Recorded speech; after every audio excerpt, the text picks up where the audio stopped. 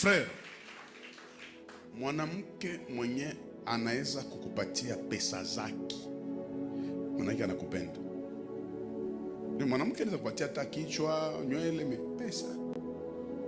Ukiona mwanamke anatosha pesa anakupa, unapendewa. Wanawake na pesa wana undugu.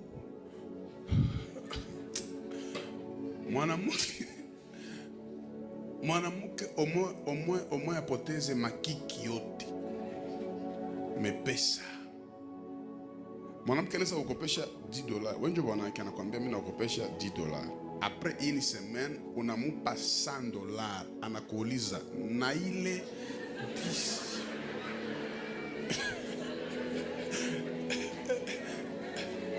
Mimi nasema bongo. Sasa unajiuliza kama mwa ile saa amuna dishi, anataka kuonesha kama bo unanipa sawa mekuko yangu nyie Mungu tu. Sasa pourquoi wanamke wanaishi maisha marefu sana? Njo batoaji ba kwanza.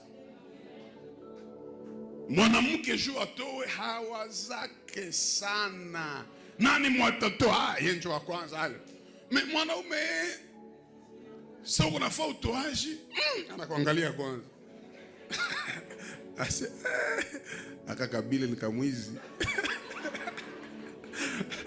Mwanaume anakalikila kwanza, nishaenda nyanya, nikaenda Mombasa, juu nipate hii franga, nisipane hapa, amtoke pale. Na hii ndio wanafanya bana kufa. Basponsoro ya Yesu ni banamuke. Yolenda mtosha mpaka kule kukaburi kule kumwangalia ni banamuke. Ewa banamuke muishi maisha marefu.